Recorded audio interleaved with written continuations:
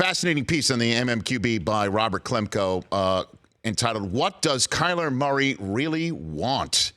He's joining us here now on the Rich Eisen Show. How are you, Robert? I'm doing great. How are you guys? I'm great. So, I mean, this is a fascinating piece to me, Robert, for many reasons, because you do such a deep dive and you clearly are excellent at what you do, and you put what you normally do to work for a fascinating conversation involving the first overall selection and what it might mean for the entire NFL, drafting someone of his physical stature first overall. But the fact that what does Kyler Murray really want? Is it really a question in the NFL or the NFL scouting or evaluation community that he's not all in on football at this point in time? You know, I think it is a question, but not in the sense that he's going to not like his draft position and then go play baseball instead and hurt some team that way. I think the question is, you know, if he gets picked by the Cardinals or one of these teams in the top 5 that is probably going to struggle his rookie year, he gets thrown in there and he gets sacked 50, 60 times and it goes that way for 2 or 3 years and he gets hurt or he's not playing well, then he's got the best parachute of anybody in the NFL. He's got Major League Baseball. And so the question is not whether Kyler Murray is going to go play baseball in 2019. It's whether he's going to go play baseball in 2022. And so you think that might be in the mind's eye of the Arizona Cardinals over the next 6 days, Robert?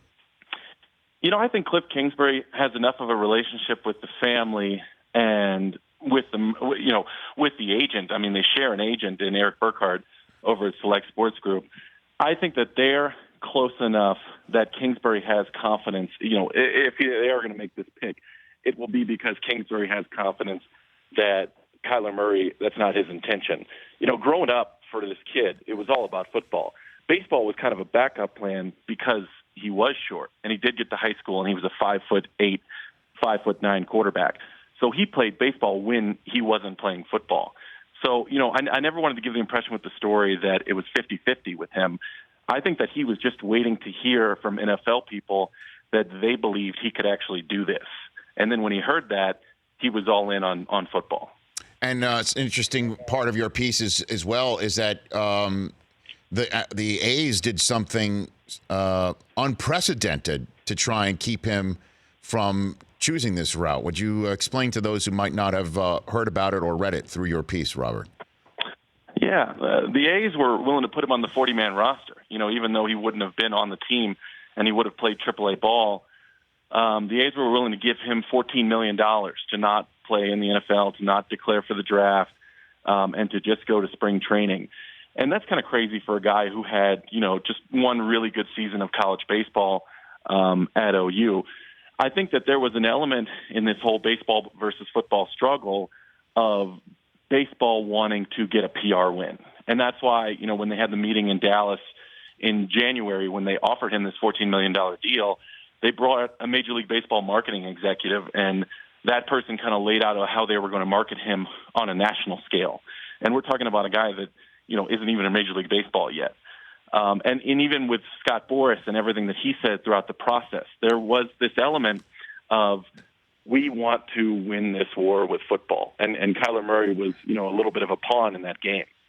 Robert Klemko of Sports Illustrated here on the Rich Eisen Show. So why did he choose football over baseball? Is it just simply because he heard that it's entirely possible he could be drafted in the first round and then put 2 and 2 together with Kingsbury fast once he got the job in Arizona back in January? You know, I think that he wanted to feel like he was wanted. And, you know, this family, this player, they have extreme confidence in his ability to thrive. But I think they felt that it had to take a team feeling he was a franchise quarterback for it to be worth it for him to go to the NFL. Because he could have a long, successful baseball career and, you know, potentially make a lot more money with a lot less injury risk. But he loves playing quarterback, and he wanted to be wanted. Well, personally, you know, Robert, I think he made this decision before he even set foot in the Super Bowl in Atlanta. I got that sense from him, even though he, before stopping on Dan Patrick's show, which you put in your piece, stopped on mine as well. We just pre-taped it and aired it later. We had the same experience with him where he didn't answer a single question about it, and we were left scratching our heads how he would why he would come to the Super Bowl without an answer to the question he knew he was going to get, Right. and didn't have an answer for it. Why did that happen? Why do you think that? I'd still love to know what the hell happened with him showing up in Super Bowl week like that, Robert.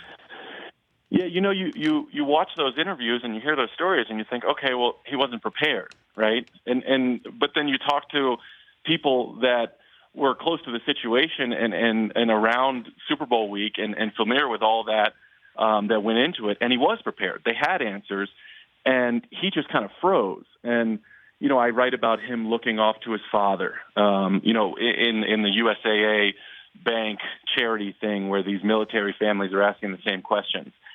I think that they don't have a great sense of the media, and they feel like a lot of these players coming out of college football, Big 12, SEC, don't understand that they're going to be held to a higher level of scrutiny when they get to a media venue like Super Bowl week.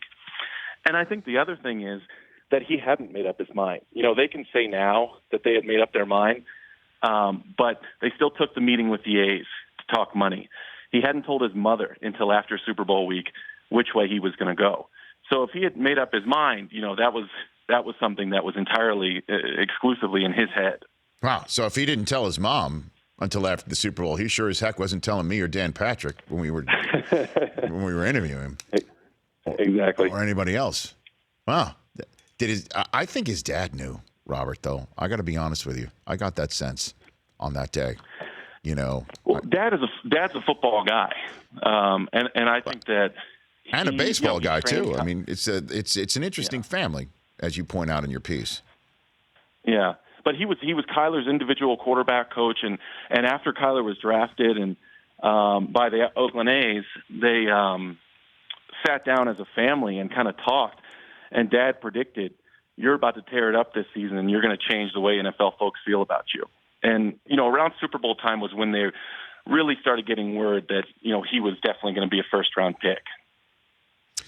So before I let you go here, Robert, two more questions. Because many people might be hearing this conversation saying, look, you know what, that this all may be the case, but he's going to be drafted first overall next week. What of everything that you were reporting on or exposed to from the family dynamic to his history to what you're hearing about scouts or from scouts or unnamed and named in your piece, evaluators, do you think will manifest itself in terms of whether he's successful in the NFL once he starts playing football in the fall? I think that the consensus is he's a guy who's going to need a perfect situation. And, you could say that about any quarterback drafted anywhere in the draft. But with him, being 5'10", I think there's a very specific kind of offense and a very specific kind of offensive philosophy that works. And that's why the Kingsbury connection makes so much sense, because the same thing that Baker Mayfield did at OU, the same thing Kyler Murray did at OU, the same thing Cliff Kingsbury has been coaching for, the last 5, 6, 7 years at the college football level is what Kyler Murray thrives at. I mean, hell, it's the same offense he ran at Allen High School in Texas. So, I think people feel like obviously he needs to be in a system he's comfortable with to thrive, and a coach that is innovative and understands that despite everything that, Kyler Murray is going to feel and Kyler Murray is going to say in the press, there are limitations to being 5'10" and playing quarterback in the NFL. And then the last thing for you is being around the NFL as you have been. What do you think is the story of the non-playing season so far that everyone else is talking about outside of the draft that you've been hearing about or reporting on, Robert? The story of the offseason. I mean, Odell Beckham and Antonio Brown changing teams. Like, when have we ever had skill position talent like that change hands in the NFL in an offseason? And then the story today about the Raiders sending their scouts home. I mean, that's just wild. I've never heard anything like that. Well, I mean, they do, teams do usually tighten the rotation of draft week as to who's allowed to see the draft board and who isn't. So the Beckham one and the Brown one is interesting to me because some of the stuff that I've heard, Robert, and I'm wondering if you have as well, is that part of the reasons why the Giants did part ways with him right now is because they saw what Antonio Brown accomplished through Instagram with Mr. Big Chest and everything else that he was able to do with some well-timed interviews on national sports stations, that once Odell came through this year and no longer had guaranteed money on his contract, similar to what Antonio Brown had, that they were concerned he would do the same thing. And they would wind up with the same compensation that the Steelers wound up, as opposed to what they could get from Cleveland right here, right now. What do you think? I think that's very fair. And, I wasn't down on them for allowing him to go. I think another element of it is they know they're probably going to pick a quarterback in the first or second round in this draft, and they didn't feel like Odell Beckham was the type of player who was going to shepherd a new quarterback into the mix and help him become a great pro. And so if you don't have that guy, then I think you start to rebuild your skill position-wise. And if that guy's going to cost you a lot of money and headache over the next couple of years, then, yeah, get what you can for him. Robert, appreciate the time. We'll chat again soon. Have a great time with the draft. Thanks for having me. You got it. That's Robert Klemko. You can read his piece, What Does Kyler Murray Really Want, at the mmqb.com. For more of The Rich Eisen Show, tune to Audience Channel 239 on DirecTV for free on BR Live, or download The Rich Eisen Show app.